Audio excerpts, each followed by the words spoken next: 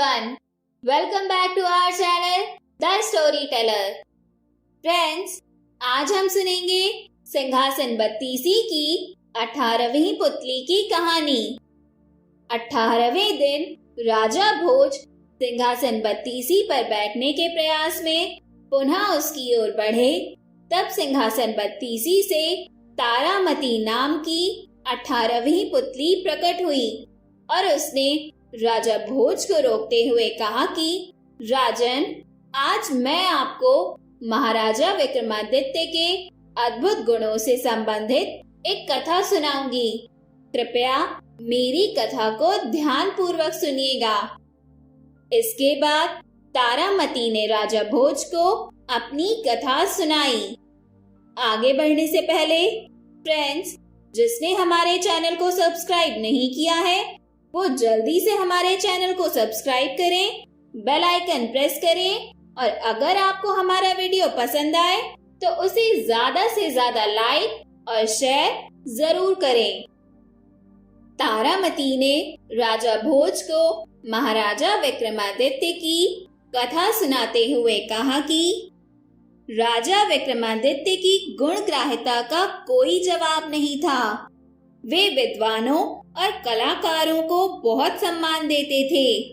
उनके दरबार में एक से बढ़कर एक विद्वान और कलाकार मौजूद थे। फिर भी अन्य राज्यों से भी योग्य व्यक्ति आकर उनसे अपनी योग्यता के अनुरूप आदर और पारितोषिक प्राप्त करते थे। एक दिन विक्रम के दरबार में दक्षिण भारत के किसी राज्य से एक विद्वान आया। उसका मानना था कि विश्वासघात विश्व का सबसे नीच कर्म है। उसने राजा को अपना विचार स्पष्ट करने के लिए एक कथा सुनाई।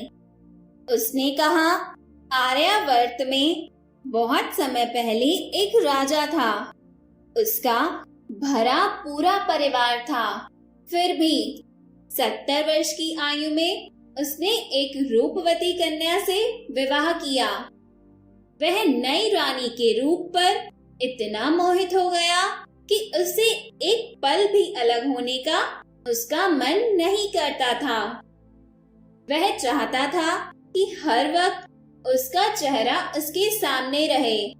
वह नई रानी को दरबार में भी अपने बगल में बिठाने लगा। उसके सामने कोई भी कुछ बोलने का साहस नहीं करता, मगर उसके पीठ पीछे सब उसका उपहास करते। राजा के महामंत्री को यह बात बुरी लगी। उसने एकांत में राजा से कहा कि सब उसके इस कर्म की आलोचना करते हैं। अगर वह हर पल नई रानी का चेहरा देखता रहना चाहता है तो उसकी अच्छी सी तस्वीर बनवाकर राज सिंहासन के सामने रखवा दे।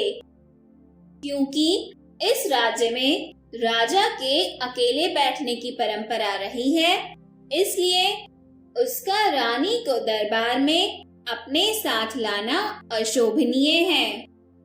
महामंत्री राजा का युवा काल से ही मित्र जैसा था और राजा उसकी हर बात को गंभीरता पूर्वक लेता था। उसने महामंत्री से किसी अच्छे चित्रकार को छोटी रानी के चित्र को बनाने का काम सौंपने को कहा। महामंत्री ने एक बड़े ही योग्य चित्रकार को बुलाया। चित्रकार ने रानी का चित्र बनाना शुरू कर दिया। जब चित्र बनकर राज दरबार आया तो हर कोई चित्रकार का प्रशंसक हो गया। बारीक से बारीक चीज को भी चित्रकार ने उस चित्र में उतार दिया था। चित्र ऐसा जीवंत था मानो छोटी रानी किसी भी क्षण बोल पड़ेगी। राजा को भी चित्र बहुत पसंद आया था। तभी उसकी नजर चित्रकार द्वारा बनाई गई रानी की जंघा पर गई, जिस पर चित्रकार ने बड़ी सफाई से एक तिल दिखा दिया था। राजा को शंका हुई कि रानी के गुप्त अंग भी चित्रकार ने देखे हैं और क्रोधित होकर उसने चित्रकार से सच्चाई बताने को कहा।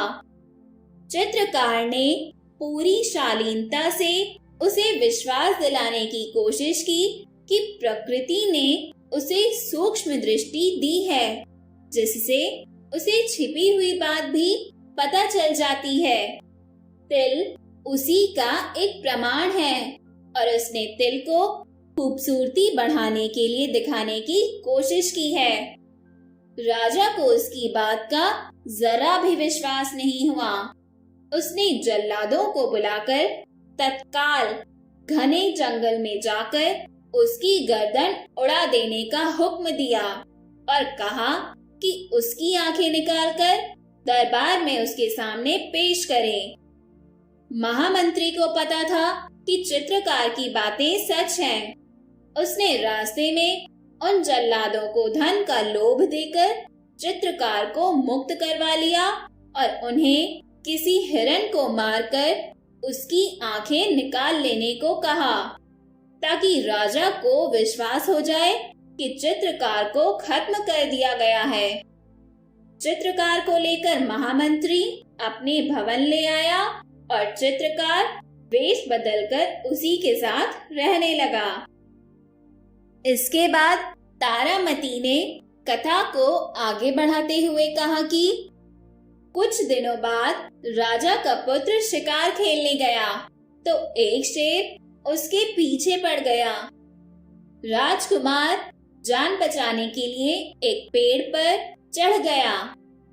तभी उसकी नजर पेड़ पर पहले से मौजूद एक भालू पर पड़ी। भालू से जब वह भयभीत हुआ तो भालू ने उससे निश्चिंत रहने को कहा। भालू ने कहा कि वह भी उसी की तरह शेर से डरकर पेड़ पर चढ़ा हुआ है और शेर के जाने की प्रतीक्षा कर रहा है। शेर भूखा था और उन दोनों पर आंख जमाकर उस पेड़ के नीचे बैठा था। राजकुमार को बैठे बैठे नींद आने लगी और जगे रहना उसे मुश्किल जान पड़ा। भालू ने उसे अपनी ओर बुला लिया और एक घनी शाखा पर कुछ देर के लिए सो लेने को कहा। भालू ने कहा कि जब वह सोकर उठ जाएगा तो वह जागकर रखवाली करेगा और भालू सोएगा। जब राजकुमार सो गया तो शेर ने भालू को फुसलाने की कोशिश की। उसने कहा कि वह और भालू वन्य प्राणी हैं, इसलिए दोनों को एक दूसरे का भला सोचना चाहिए। मनुष्य कभी भी वन्य प्राणियों का दोस्त नहीं हो सकता। उसने भालू से राजकुमार को गिरा देने को कहा, जिससे कि वह उसे अपना ग्रास बना सके। मगर भालू ने उसकी बात नहीं मानी और कहा कि वह विश्वासघात नहीं कर सकता। शेर मन महसूस कर रह गया। 4 घंटों की नींद पूरी करने के बाद जब राजकुमार जागा तो भालू की बारी आई और वह सो गया। शेर ने अब राजकुमार को फुसलाने की कोशिश की। उसने कहा कि क्यों वह भालू के लिए दुख भोग रहा है। वह अगर भालू को गिरा देता है तो शेर की भूख मिट जाएगी और वह आराम से राजमहल लौट जाएगा। राजकुमार उसकी बातों में आ गया। उसने धक्का देकर भालू को गिराने की कोशिश की, मगर भालू न जाने कैसे जाग गया और राजकुमार को विश्वासघाती कहकर खूब धिक्कारा।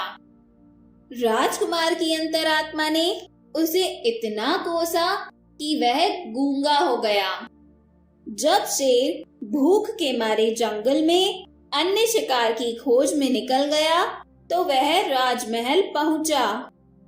किसी को भी उसके गूंगा होने की बात समझ में नहीं आई। कई बड़े वैद्य आए, मगर राजकुमार का रोग किसी की समझ में नहीं आया।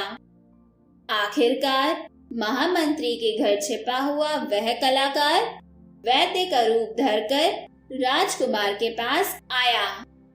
उसने गूंगे राजकुमार के चेहरे का भाव पढ़कर सब कुछ जान लिया। उसने राजकुमार को संकेत की भाषा में पूछा कि क्या आत्मग्लानि से पीड़ित होकर वह अपनी वाणी खो चुका है। तो राजकुमार फूट फूट कर रो पड़ा।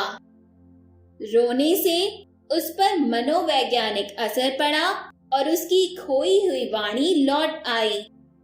राजा को बड़ा आश्चर्य हुआ कि उसने राजकुमार के चेहरे को देखकर सच्चाई कैसे जान ली। तो चित्रकार ने जवाब दिया कि जिस तरह चित्रकार ने उनकी रानी की जांघ का तिल देख लिया था। राजा तुरंत समझ गया कि वह वही चित्रकार था जिसके वध की उसने आज्ञा दी थी। वह चित्रकार से अपनी भूल की माफी मांगने लगा और ढेर सारे इनाम देकर उसे सम्मानित किया। उस दक्षिण के विद्वान की कथा से विक्रमादित्य बहुत प्रसन्न हुए और उसके पांडित्य का सम्मान करते हुए उन्होंने उसे 1,00,000 स्वर्ण मुद्राएं दी। इसके बाद तारामती ने राजा भोज से प्रश्न किया, हे राजन, जिस चित्रकार को राजा ने विश्वासघाती समझकर उसे प्राण दंड दिया था, उसी चित्रकार ने राजा के विश्वासघाती पुत्र की मानसिक दशा को समझकर उसका उपचार किया। अब आप बताइए, आपके इस विषय पर क्या विचार हैं? राजकुमार ने भालू के साथ जो किया वह उसकी अबोधता थी या विश्वासघात? तारामती का यह प्रश्न सुनकर राजा भोज विचारों में डूब गए और ऐसे ही 18वां दिन भी यूं ही गुजर गया। तो दोस्तों, हमारी ये कहानी भी यही खत्म होती है और इस कहानी से हमें यह शिक्षा मिलती है कि विश्वासघात एक बहुत ही घृणित कर्म है, जिसे देने पे ऐसा प्रतीत होता है कि जिसने दिया है वो कितना होशियार है और जिसे दिया गया है वो कितना मूर्ख है, जबकि वास्तव में विश्वासघात करने वाला ही असली मूर्ख होता है, जो अपने स्वार्थ के लिए किसी दूसरे को कष्ट में डाल देता है। और इसके साथ ही हमें यह भी पता चलता है कि हमें कभी भी किसी व्यक्ति अथवा वस्तु के प्रति एक सीमा से अधिक आसक्त नहीं होना चाहिए, क्योंकि सीमा से अधिक आसक्ति मोह बन जाती है और मोह से घिरा हुआ इंसान सही और गलत में अंतर करने की क्षमता खोकर अधिकतर गलत निर्णय ही लेता है, जिसका पछतावा उसे सही वक्त निकल जाने के बाद होता है। फ्रेंड्स, अब बारी है आपके जीवन के सलाद के लिए मेरी सलाह के जरा से चाट मसाले की। समय कभी नहीं रुकता। आज यदि बुरा चल रहा है तो कल अवश्य अच्छा आएगा। तो दोस्तों, आप भी इस समय के साथ बिना रुके अपनी लाइफ में आगे बढ़ते रहिए और मेरे साथ एंजॉय करते रहिए मेरी इंटरेस्टिंग ऑडियो टेल्स। हम आपसे फिर मिलेंगे नेक्स्ट वीडियो में सिंहासन 32 की एक और कहानी के साथ। तब तक के लिए आप सभी को मेरा नमस्कार और धन्यवाद।